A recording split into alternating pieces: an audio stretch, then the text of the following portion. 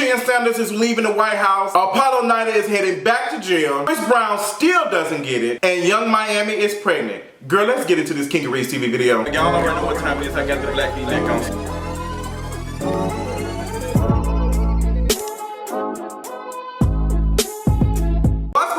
It's Tuesday, so it's time for our King of Reeds TV video. I don't think I gave y'all a King of Reeds TV video Thursday, girl. It wasn't that much stuff going on, but it is Tuesday and it's a lot of stuff to drag, so let's get to it. First of all, let's talk about last night. If you have not had a chance to see the MTV Awards, don't watch it. But you can like Google the clips and see where Love and Hip Hop received an award for best reality show or hip hop royalty. What was it? Not hip hop royalty, but TV royalty or whatever. Specifically Love and Hip Hop Atlanta. And you had Scrappy, his baby mama this week, Carly Red, and some, I think Spice Official. All of them got up there, accepted the award. And girl, let me tell you, the folks over at Jersey Shore, girl, they were pressed boots. And I'm trying to understand why y'all were so upset.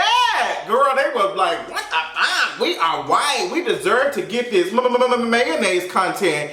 Girl, y'all don't deserve it because y'all stuff ain't cutting edge. It's not a part of culture. Like, it's not, like, black folks are the culture. Like, black people are the culture. And Love and Hip Hop has like resonated with folks who don't even watch Love and Hip Hop. And it's still doing fairly well considering they have these dry ass storylines with Kirk and Rashida still going through it. Girl, no ma'am. But Love and Hip Hop, especially Love and Hip Hop Atlanta, is culture gold. Like, there's so many moments like Jocelyn and her antics and everybody else shaking the table with Kate Michelle. A lot of this stuff that, like, when you white people want to use memes and stuff and gifts, like, a lot of that stuff comes from Love and Hip Hop, so don't even, like, girl, stop it. But they were mad, and one of the girls, I can't think of her name, I'm gonna try to pull it up. She got on Twitter and sis was mad boots. She went on Twitter and posted something, and then she's posted something on Instagram. Her name is Angela Pivernick. Girl, I wanted to mess her name up so much because y'all know I be messing up some names. But she had this to say on Twitter with the screenshot of her Instagram story. We are the real winners. We do not need an award to know it and feel it. We will always be the true MVPs. Then she posted this on her Instagram story. No matter what, we will always be the top show ever. We don't need an award to know that. Thank you to all the supporters and fans of Jersey Shore. We feel the love. Sis got 6 retweets in less than 12 hours. And 77 likes. Girl, the white saline tears that came out this girl eye could have been put inside somebody's breathing treatment for their allergies or something this summer. Girl, man, sis was pressed, boots. Even Scrappy got up there and said, girl, we didn't think y'all was gonna give us an award because we are ratchet. No, it's not because we are ratchet, it's because we are black. That is point blank, period. And girl, this is probably gonna even touch some folks who seem to think that the Mar movie had nothing to do with race. A whole movie about a dark-skinned fat black woman being harassed by white folks in the 60s or 70s had nothing to do with our race. Girl, if you don't pick up a goddamn book or either get some audio books and download some shit and do some reading and some listening, because girl, baby girl, that's not it. That movie was about race and this situation was about race. Like, they did not want to see them get it because Jersey Shore has just as much ratchet stuff, white folks fighting and stuff over mayonnaise and how many people gonna put raisins in the damn coleslaw. Like, they have those situations, but since it's black, they don't want to see it all that. But girl, y'all just as ratchet, but nobody is really entertained with this shit. Nobody's entertained with y'all ratchetness. I think that's what the true issue is. I've never watched an episode of Jersey Shore. Doesn't mean that other people are not watching it. But girl, y'all had to be rebooted. As far as right now, Love and Hip Hop is still like lasting, even with the dry storylines. But since y'all are mad, Miss Angelina, No Jolie, girl, nobody is interested in what you had to say. Like, y'all did not get it because y'all are not those girls. And Love and Hip Hop, Mona Scott deserves that because, like, sis did bring in a show that brought in a lot of ratings and a lot of attention. So, girl, if you don't see it, you might want to go get you some goddamn glasses, bitch, because that ain't the tea. Bitch, like you that girl. So with that being said, let's move on to something a little bit more light or light-skinned.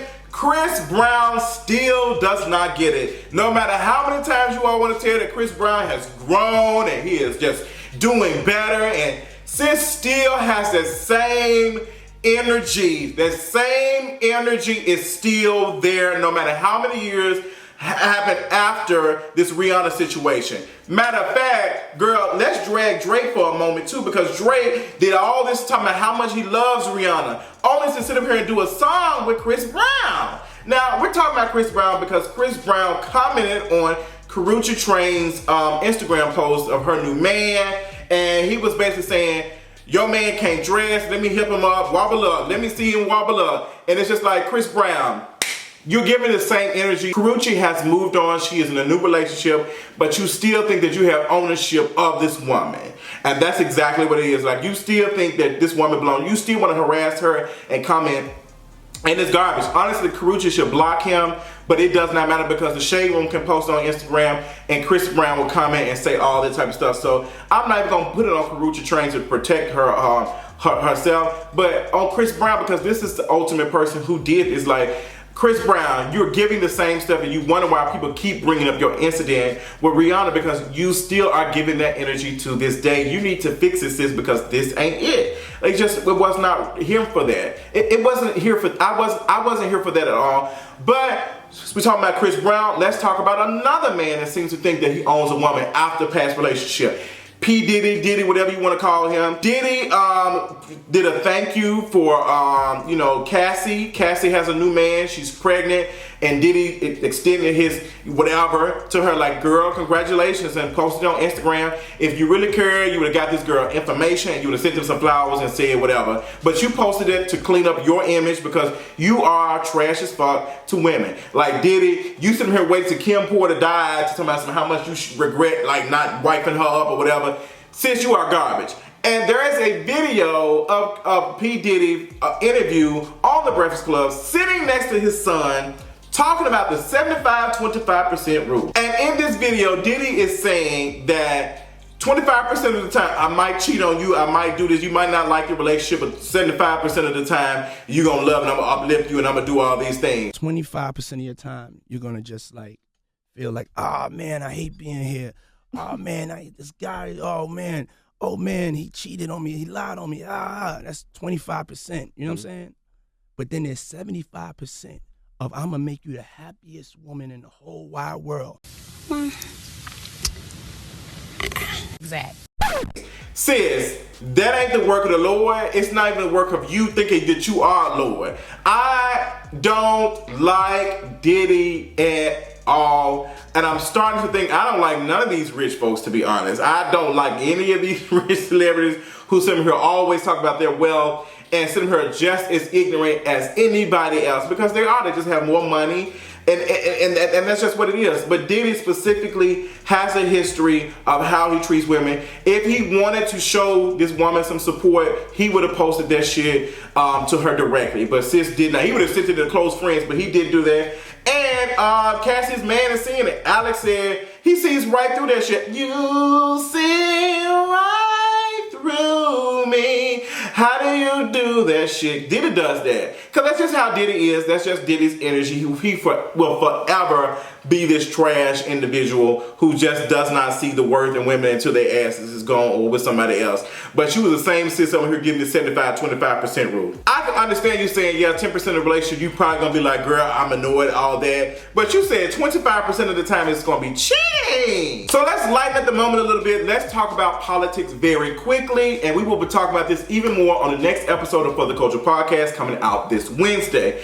Hucker Chin Sanders has finally decided that the White House is a little too much for her and she's decided to leave. Hucker Chin Sanders said, girl, she will be resigning towards the end of this month. We don't know who the press secretary will be replacing her. And I really think that Trump probably got tired of her ass and sis needs a break. I don't want Hucker Chin Sanders to write any books. I don't want her to say anything. Since you have got on this podium for a couple of years now and have lied and misconstrued things and not have the correct facts to come in front of the podium, like you are the most ignorant person I have ever seen in my life. And to get your long chin, squirrel looking ass on this podium, like, girl, I'm trying to be good, but to get your ass on this podium so many times and just sit here and just lie, it just lets me know where your humanity is. Like, you don't have any. You don't have any. But I'm not gonna put all of the blame on you,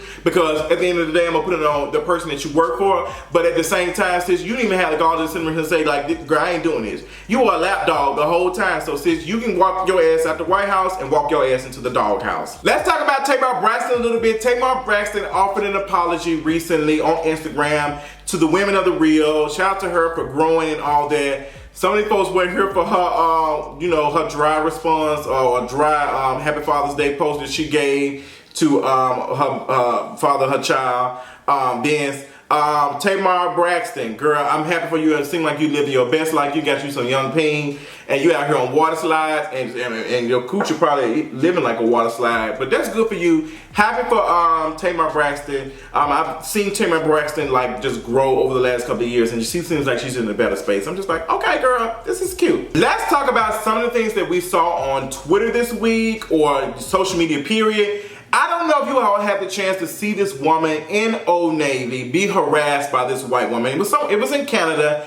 This black woman went inside this Old Navy, and this white woman thought that she had stolen a shirt or whatever. And it just didn't make any sense, because you had this retail associate who was white grab this black woman's hand, call the security and say, sis, like, she stole the shirt. All for a $5, $10 shirt. Like, Old Navy, girl, none of y'all stuff is that high price for y'all to be doing that. And it should never be a situation where a retail associate is putting their hands on folks for stealing merchandise. Let me tell you something.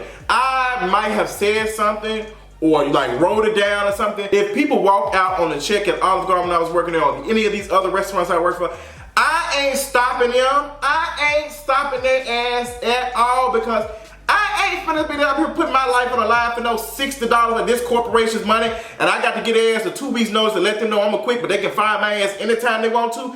Girl, no ma'am, I'm gonna tell you this, girl, quiet as it kept. There have been several times where I didn't make no money from these restaurants, and girl, I said these folks walked out on the check and kept the cash. Absolutely. Let me tell you something. If you can do it without getting fired, girl, do it. These corporations do not care about us. They don't care about you. If they did, they'd be paying us more than $2.13. These corporations are taking plenty of money off of our tables. And girl, do what you got to do to survive. I used to be one of the people to be like, oh girl, that's wrong. But now I'm understanding, girl, do what you got to do, girl. If you need some help, let me know, girl, because I call and tell them I walked out on the check, girl. Take their money, sis, because these folks ain't doing us right. These folks over here paying folks $2.13 plus tips, when y'all can sit over here and put this shit in the damn food sale, but y'all don't want to do that because they'll take away from your earnings. But y'all want to sit over here and make millions of dollars, sit over here and make decisions on the damn computer and flying on y'all private jets and shit. Girl, no man. Keep stealing, sis. This woman put her hands on this black woman to try to protect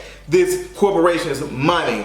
And this corporation will be the same folks that would fire her ass. And it should never, I think even in the policies of most retail places, they say, girl, don't stop it. That is security's job, and even security ain't supposed to do that. Security supposed to observe and report, and that's it, to say, girl, this is what happened. They did steal that money.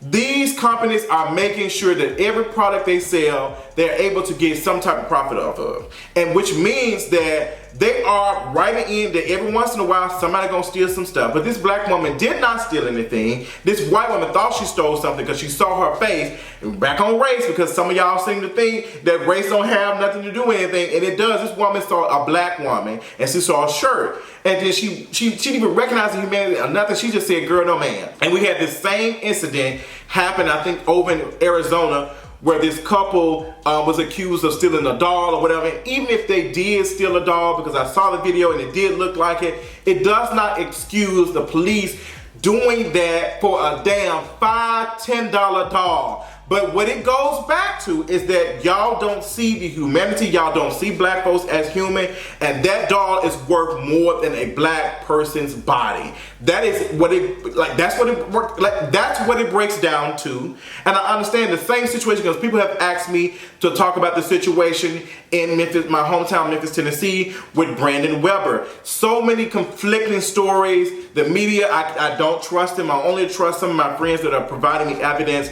But the situation in Memphis is completely troubling, where you had the U.S. Marshals come in and you know, shoot this man so many times. And we see so many other incidents where white folks have done stuff, blew up movie theaters, blowing up all, I don't even know, girl, they be doing all types of stuff where they some here shooting up churches, they doing all that, and then they come out and completely unharmed. So it's just like, why are these people not afforded the same rights? Because you're innocent until proven guilty, and it's not the job of the police to sit up here and try to do that in that moment. We see them specifically do this when it comes to black and brown folks. Same incident in Old Navy. It's the same incident that happened in at this dollar store. It's the same situation where these police officers harassed them off of a fucking $20, $5, $10 fucking dog. It's unheard of, and it's complete garbage.